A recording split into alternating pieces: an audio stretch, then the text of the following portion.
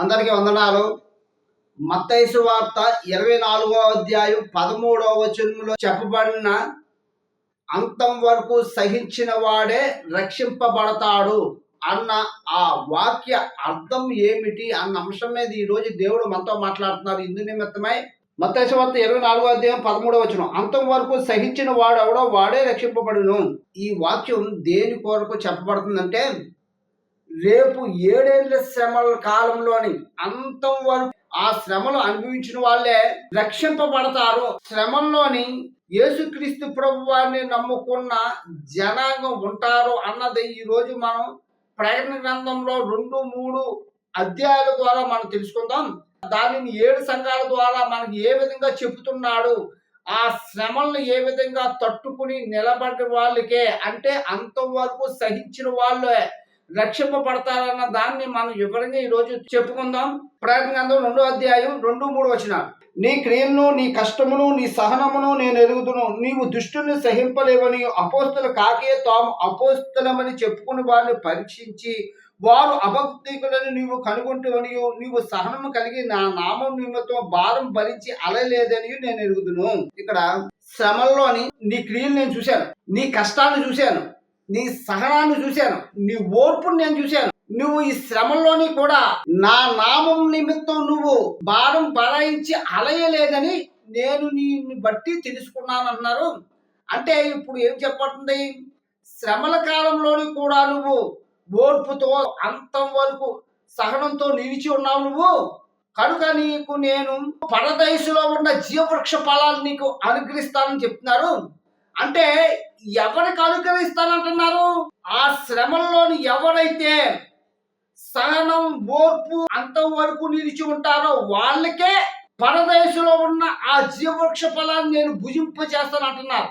అంటే ఇప్పుడు శ్రమల్లోని ఎవరుంటారు? యేసుక్రీస్తు ప్రభువాన్ని నమ్ముకున్న వాళ్ళు అందరూ ఉంటారు. అదే కదా చెప్పబడుతుంది మనకు స్పష్టంగా. అలాగే మరొక సంఘమైన స్ఫుర్ణ సంగతి ఏం చెప్తున్నారు? ప్రకటన గ్రంథం 2వ అధ్యాయం 9-10 వచనాలు.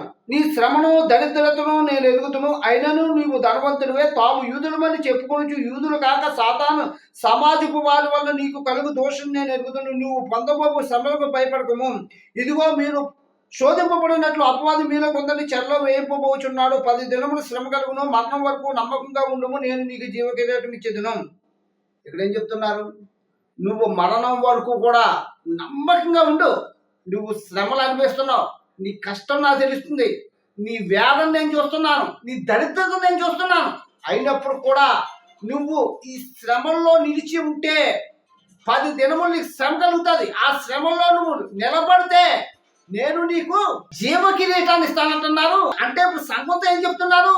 నువ్వు మరణం వరకు సహనంతో, ఓపికతో నువ్వు నిలిచి ఉండమని చెప్తున్నారు. అలాగే పెర్గము సంఘంతో ఏం చెప్తున్నారు? ప్రకటన గ్రంథం 2వ అధ్యాయం 11వ వచనం. సాతాను సింహాసనమున స్థలములో నువ్వు కాపురం ఉన్నావని నేను ఎరుగుదును, మరియు సాతాను కాపురము నా స్థలములో నా యందు విశ్వాసే ఉండి నన్ను గూర్చి సాక్షి అయిన అంతిపైన వాడు మీ మధ్యని చెప్పబడిన దినములో నువ్వు నా నామం గట్టిగా చేపట్టి నా యందలి విశ్వాసం విసర్జింపలేదని నేను ఎరుగుదును. నన్ను గురించి సాక్షి అయిన అంతిపైన వాడు చెప్పబడిన దినములలో, అంటే ఈ అంతిపైన వాడే మోషే, ఏలియా. వీళ్ళు 7 ఏళ్ల శ్రమల్లోని యెరూషలేముకు వస్తారు. వచ్చిన వీళ్ళని అగాధము నుంచి వచ్చినటువంటి ఆ క్రూరముకు చంపేస్తుంది. ఆ శ్రమంలోని కూడా, ఆ బాధల్లోని, ఆ కష్టంలోని కూడా నువ్వు నమ్మకంగా ఉన్నావు. ఒకవైపున ఆ చంపబడిన దినాల్లో కూడా నా నామాన్ని నువ్వు గట్టిగా పట్టుకుని ఉన్నావు, నన్నే స్మరించుకుంటున్నావు, నా మీద ఆధారపడి ఉన్నావు, కనుక నేను నిన్ను రక్షిస్తాను, మరుగై ఉన్న మన్నాని నీకు భుజింప చేస్తానంటున్నారు. అంటే ఏం చెప్తున్నారు? నా నామాన్ని గట్టిగా ఎవరైతే పట్టుకుని ఉంటారో ఆ శ్రమంలోని వాళ్ళకే నేను మరుగై ఉన్న మన్నాని భుజింప చేస్తానంటున్నారు. ఇప్పుడు అంటే ఇప్పుడు సంఘం అని చెప్పుకుంటున్న యేసుక్రీస్తు ప్రభువును నువ్వు నమ్ముకున్న మనందరం కూడా, అంటే యెరూషలేములో ఉన్న ఇశ్రాయేలు ప్రజలతో సహా అందరూ కూడా శ్రమంలోని ఖచ్చితంగా ఉంటారని ఇక్కడ వాక్యం స్పష్టంగా చెప్పబడుతుంది. అలాగే తుయితైర సంఘంతో ఏం చెప్తున్నారు? ప్రకటన గ్రంథం 2వ అధ్యాయం 19వ వచనం. నీ క్రియలను, నీ ప్రేమను, నీ విశ్వాసము, నీ పరిచర్యను, నీ సహనమును నేను ఎరుగుదును. నీ మొదటి క్రియల కన్నా నీ కడపటి క్రియలు మరీ ఎక్కువైనవని నేను ఎరుగుదును.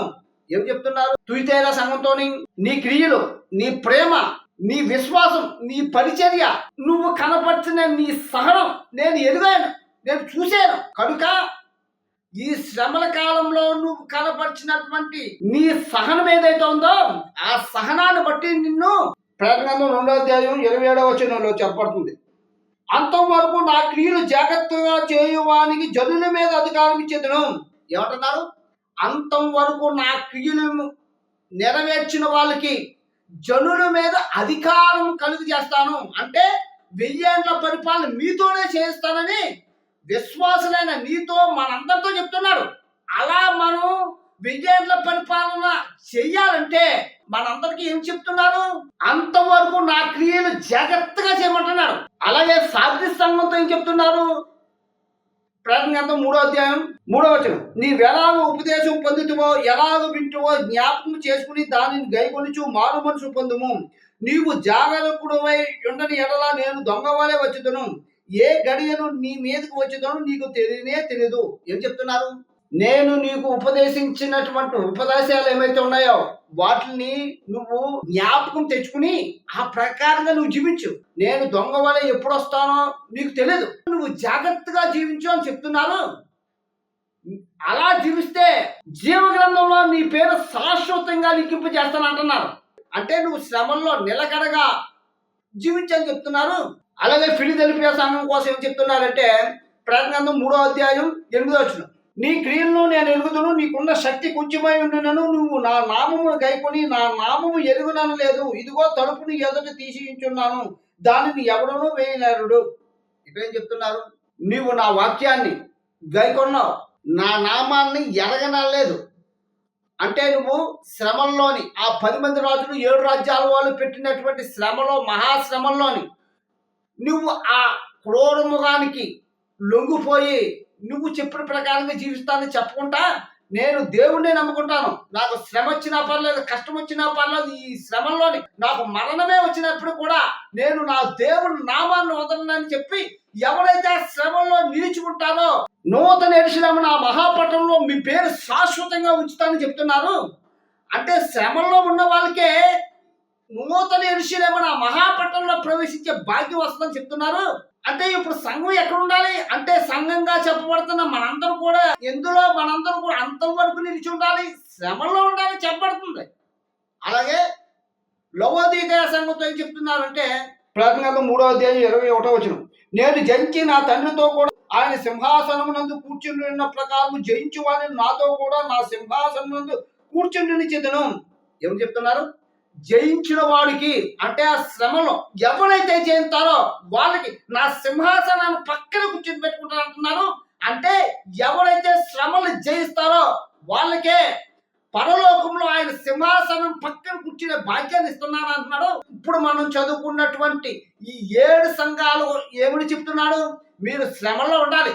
అంతిమంగా ఏం చెప్తున్నాడు? ఈ 7 సంఘాల ద్వారా ఈ ప్రపంచంలో ఉన్న విశ్వాసులైన మనందరితోని ఎవరైతే ఆ 7 ఏండ్ల శ్రమంలోని ఓర్పుతో సహనంతో నిరీక్షణతో పట్టుదలతో ఆయన నామాన్ని గట్టిగా పట్టుకుని అంతం వరకు ఎవరైతే నిలిచి ఉంటారో వాళ్ళకే పరలోక భాగ్యం దక్కుతుంది అంటున్నారు. అంటే శ్రమలో ఎవరుండాలని ఖచ్చితంగా చెప్తున్నారు. ఖచ్చితంగా సంఘం అని చెప్పబడుతున్నటువంటి ఈ సార్వత్రిక సంఘమైనటువంటి యేసుక్రీస్తు ప్రభువాన్ని సొంత రక్షకుగా స్వీకరించి నువ్వు నేను ఈ ప్రపంచంలో ఉన్న విశ్వాసులందరూ కూడా ఖచ్చితంగా శ్రమల్లో ఉంటారని చెప్పబడుతుంది. అయితే ఆ శ్రమలను ఎవరైతే తట్టుకుని నిలబడతారో వాళ్ళే నిత్య జీవాన్ని అనుగ్రహిస్తారని మనకి ఈ వచనం ద్వారా దేవుడు స్పష్టంగా చెప్తున్నాడు. అంతవరకు సహించిన వాడే రక్షింపబడతాడు అని మనకి చెప్పబడుతుంది. అంటే ఆ శ్రమల్లో ఎవరైతే అంతం వరకు సహించి నిలబడతారో వాళ్ళకే నిత్య జీవం దక్కుతుందని ఈ 7 సంఘాలతో చెప్పిన వచనాల ద్వారా మనకి ఈ రోజు దేవుడు స్పష్టంగా మాట్లాడుతున్నారు. కనుక శ్రమంలోని సార్వత్రిక సంఘంగా చెప్పబడుతున్న నువ్వు నేను ప్రపంచంలో ఉన్న వాళ్ళందరూ కూడా ఆ శ్రమలో అనుభవిస్తారని ఈ వచనాల ద్వారా మనకు అర్థమవుతుంది. దేవుడి గురించి మనం దీవించును గాక. ఆమేన్.